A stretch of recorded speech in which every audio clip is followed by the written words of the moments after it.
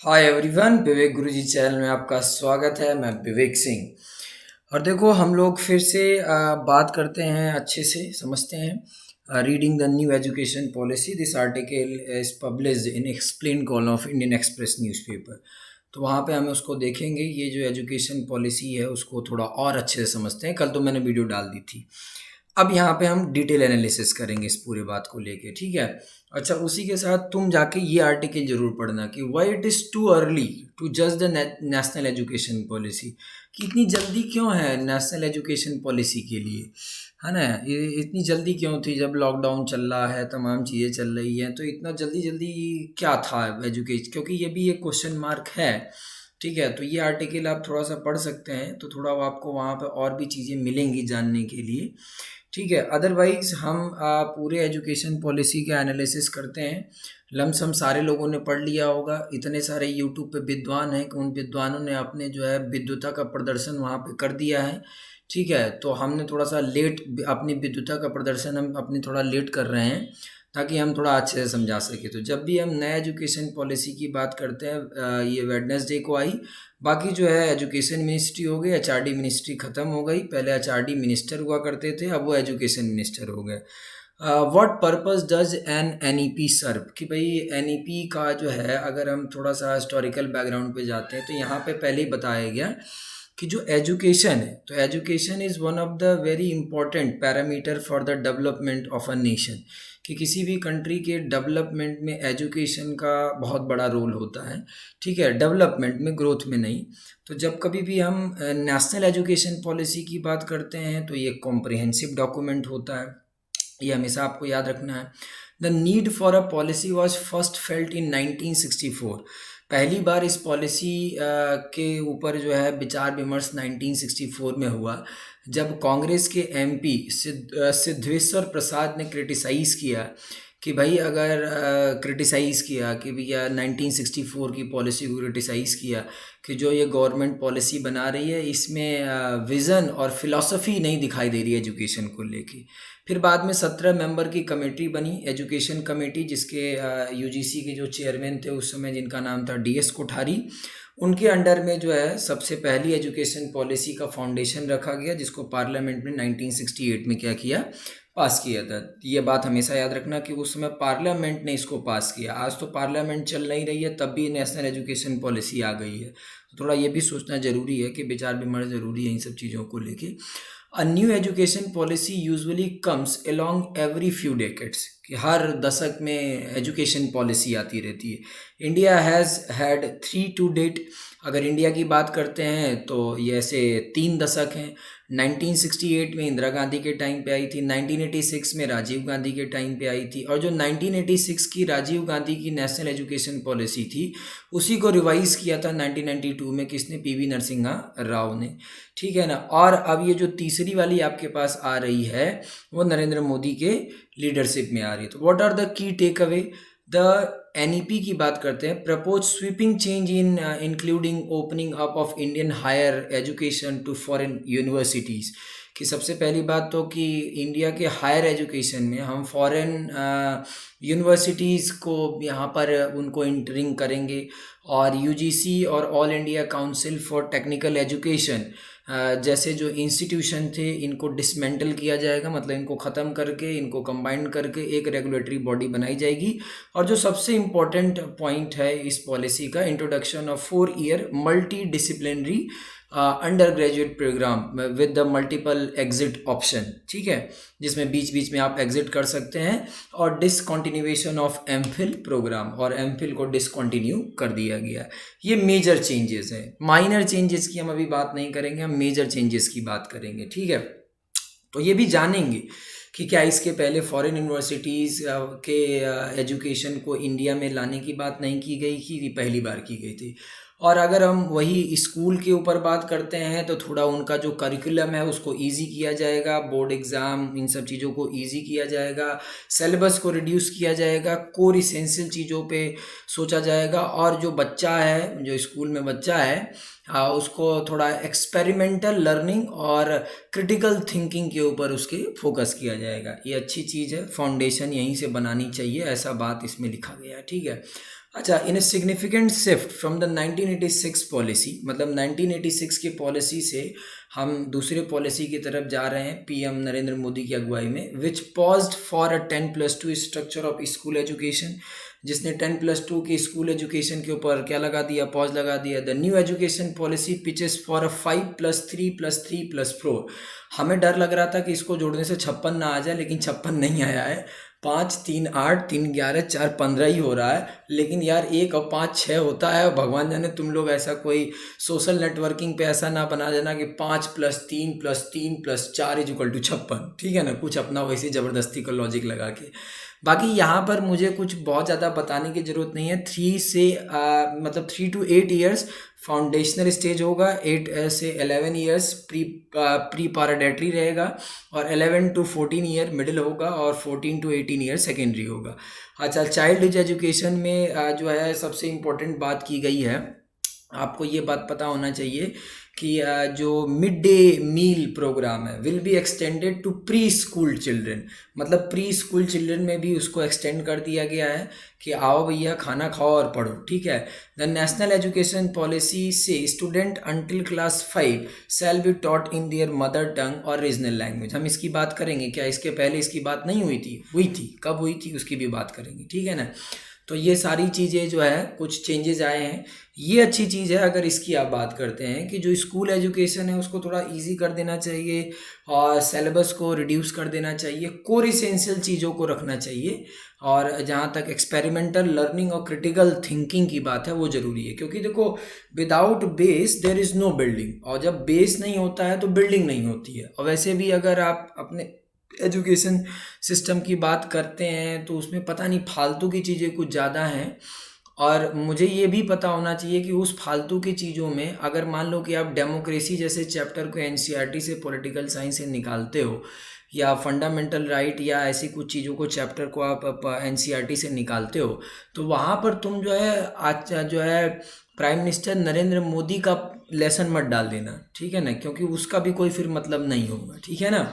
तो ये चीज़ है कि रिडक्शन सिलेबस का ज़रूरी है, कोर इसेंशियल चीज़ों पर ध्यान देना ज़रूरी है, और बेस थोड़ा एक्सपेरिमेंटल बनाएं ताकि बच्चा क्रिटिकल थिंकिंग वाला पैदा हो और थोड़ा रिसर्च एंड डेवलपमेंट की तरफ वो ज़्यादा जाए। अच्छा, the policy also proposes phasing out of all institution offering single extreme, and that all universities and colleges must aim to become multidisciplinary by 2040, कि 2040 तक जो है जितने भी विश्वविद्यालय हैं वो मल्टी डिसिप्लिनरी हो जाए। मल्टी डिसिप्लिनरी होना बहुत ज़रूरी है, क्योंकि जो ये वर्ल्ड है, अगर हम इस वर्ल्ड की बात करते हैं तो ये इंटर डिसिप्लिनरी है। कल भी मैंने अपने यूट्यूब के लेक्चर में ये बात बताई थी, इवन मैं जब फेसबुक पे लाइव आया था तब भी मैंने ये बात बताई थी कि मल्टी डिसिप्लिनरी होना ज़रूरी है। अब एक एग्जाम्पल ही ले लो, you are going for IAS examination.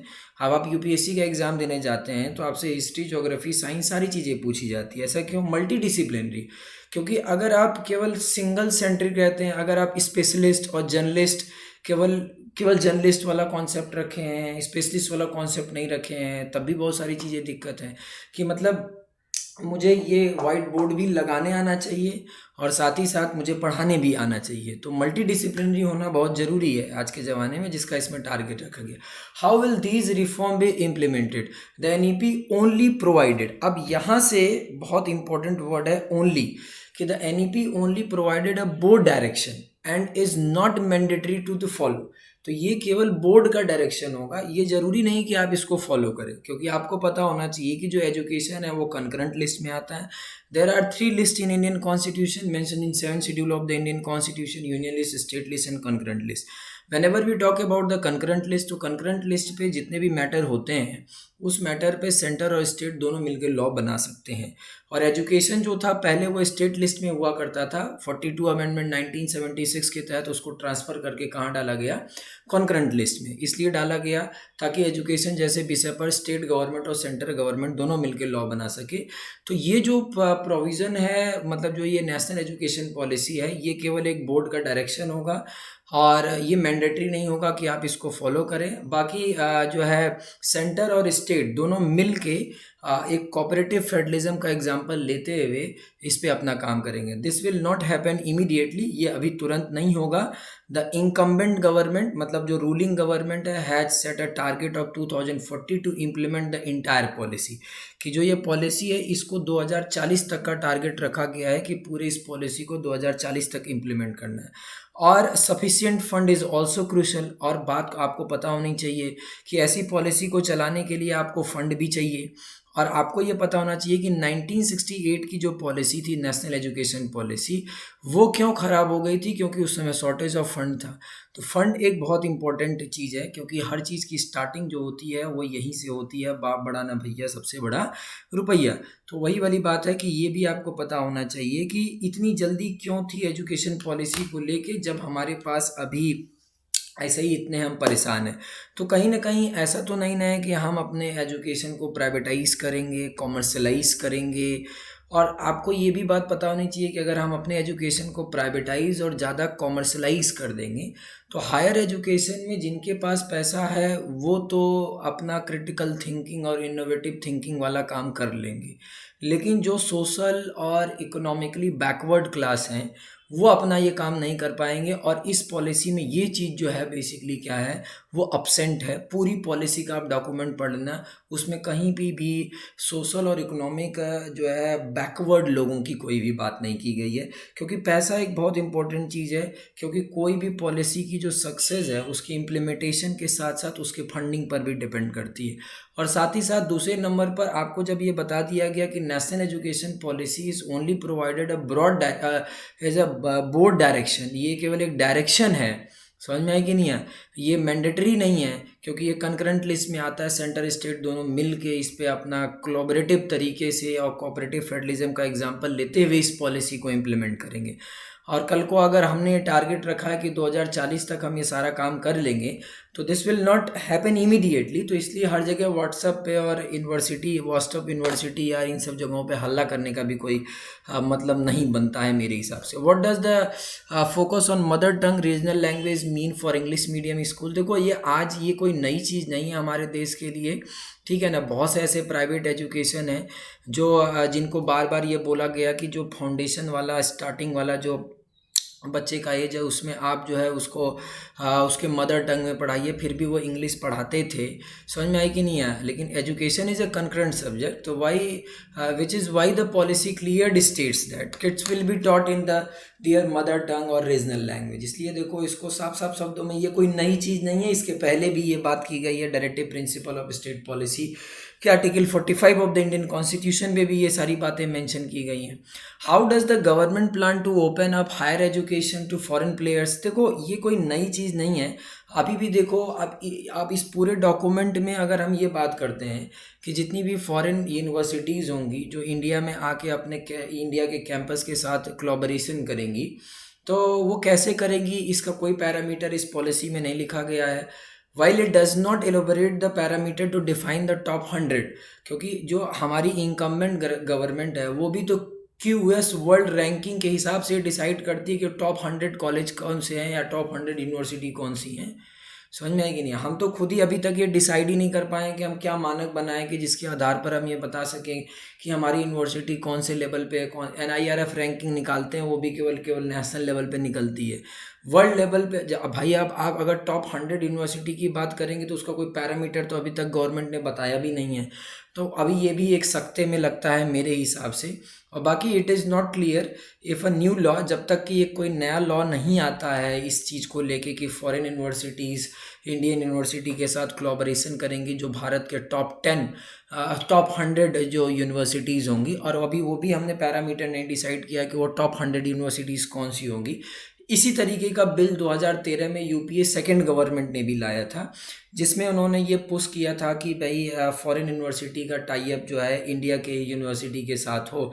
और बल्कि उन्होंने कुछ top global universities, top 20 global universities को इंडिया में इनवाइट भी किया था इंडियन मार्केट में, जिसमें येल था, कैम्ब्रिज था, MIT था, ऐसे तमाम यूनिवर्सिटीज़ थे। तो ये कोई नई चीज़ नहीं है, ये भी याद रखना। अच्छा, हाउ विल द, सबसे अच्छी चीज़ मुझे यही लगी है पूरे एजुकेशन पॉलिसी में कि जिसमें ये है, और ये भी नया नहीं है क्योंकि दिल्ली यूनिवर्सिटी के वाइस चांसलर दिनेश सिंह ने ही इस बात को रखा था आज से 6 साल पहले, तो इसी इंकम्बेंट गवर्नमेंट ने उनके प्रपोजल को ठुकरा दिया था, और आज यही गवर्नमेंट जो है उसी प्रपोजल को अडॉप्ट कर रही है, जिसको हम FIUP कहते हैं, 4 ईयर अंडर ग्रेजुएट प्रोग्राम। ठीक है, कि जिसमें ये है कि भाई आप जब चाहें अपना जो है 4 साल का अपना डिग्री लें, और जब कंपलसरी भी नहीं होगा आपका, आपका मन कर रहा है फिजिक्स पढ़ने का, आपका मन कर रहा है ज्योग्राफी पढ़ने का, तो अगर आप दोनों में अच्छा कर सकते हैं तो आप दोनों ले लीजिए। ऐसा ना कोई कंपलसरी प्रोविज़न हो कि आप फिजिक्स केमिस्ट्री बायोलॉजी पढ़ेंगे तभी आप जो है ग्रेजुएशन में यही सब्जेक्ट ले सकते हैं। और फिर अगर स्टूडेंट कभी भी बीच में एग्ज़िट कर जाता है तो 1 साल में एग्ज़िट करता है तो सर्टिफिकेट मिलेगा, 2 साल में एग्ज़िट करेगा तो डिप्लोमा मिल जाएगा, तीसरे साल में एग्ज़िट करेगा तो बैचलर डिग्री मिल जाएगी। तो ये अच्छी चीज़, सबसे अच्छी चीज़ लगी। और वो ये तत्कालीन सरकार का कोई प्रपोजल नहीं है, ये दिनेश सिंह ने ही दिया था, दिल्ली यूनिवर्सिटी के वाइस चांसलर। अच्छा, will the focus on multiple discipline not dilute the character of the single stream institution such as IIT, कि जब हम मल्टी डिसिप्लिनरी बनेंगे तो क्या वो IIT के जो सिंगल स्ट्रीम इंस्टीट्यूशन है, क्या उनके कैरेक्टर को क्या बोलते हैं डाइल्यूट कर देगा? तो साफ साफ आपको बता देते हैं। जैसे कि हमने अपनी वेबसाइट, जो हमने अपने गूगल का चैनल का नाम रखा है विवेक गुरुजी, तो उसके साथ मैं OCW लिखता हूँ। OCW का मतलब होता है ओपन कोर्सवेयर, और ओपन कोर्सवेयर की स्टार्टिंग MIT ने कर रखी है, जिसमें वो ह्यूमैनिटीज़ को भी पढ़ाता है, जो दुनिया का सबसे टॉप क्लास का कॉलेज है। और तमाम IIT दिल्ली ने भी अपने यहाँ पर ह्यूमैनिटीज़ के सब्जेक्ट का स्टार्टिंग किया। अब मान लो कि एक इंजीनियर अगर वो डैम बना रहा है तो बिना लोकल लोगों के प्रॉब्लम को सॉल्व किए वो डैम नहीं बना सकता है। किसी का ज़मीन का बवाल है, किसी का, तो उसके लिए ह्यूमैनिटीज़ का नॉलेज होना चाहिए। मान लो कि मैं इंजीनियर हूँ, मैं एक इंजन बना रहा हूँ, तो मुझे इकोनॉमिक्स का भी थोड़ा नॉलेज होना चाहिए। इसलिए नॉलेज होना चाहिए कि ताकि हम ऐसा इंजन बनाएं जो कॉस्ट उसका कम हो, लोगों तक वो पहुंच सके। ऐसा नहीं कि हमने इंजन तो बना दिया बहुत महंगा, पता चला वो लोगों के पास बिक भी नहीं रहा है। तो मल्टी डिसिप्लिनरी होने से सिंगल स्ट्रीम का जो इंस्टीट्यूशन है लाइक IIT या जो भी मेडिकल है, तो उसका कोई जो चार्म है वो नहीं घटेगा, क्योंकि इसके नंबर ऑफ एग्जाम्पल पूरे वर्ल्ड में क्या है, अवेलेबल है। तो इस तरीके से मेरा ये एनालिसिस रहा इस पूरे ही क्या बोलते हैं आर्टिकल को देखने के बाद। अब इसके बाद इसमें कुछ नहीं बचा है, एंड अल्टीमेटली मैं आपको लास्ट में एक बात बता देता हूँ कि success lies on the implementation, कि इम्प्लीमेंटेशन जो है जब होगा तभी पता चलेगा कि ये पॉलिसी सही है कि नहीं है। वो मैंने कल भी बताया था, आज भी मैं यही बात बोल रहा हूँ। ये ना हो कि 2040 तक हमने सपना देख लिया और इसके बाद पता चला कि जय हिंद जय भारत हो गया। और मुझे इस बात से बड़ा ही मतलब थोड़ा सा अजीब सा लगता है कि यहाँ पे अगर आप देखो तो मैंने लिखा है why it is too early to जज द नेशनल एजुकेशन पॉलिसी। इतनी जल्दी क्या है नेशनल एजुकेशन पॉलिसी को लेके, whenever we are suffering with the epidemic, जब हम इस इतने बड़े एपिडेमिक से सफ़र कर रहे थे। ठीक है, पहले इकॉनमी को सही करेंगे, क्योंकि बिना फंडिंग के तो कोई काम नहीं होने वाला है। आपको भी अच्छे तरीके से पता। Thanks for watching me, this is not a negative view. ठीक है, बाकी पॉलिसी अच्छी है। ठीक है, बाय बाय।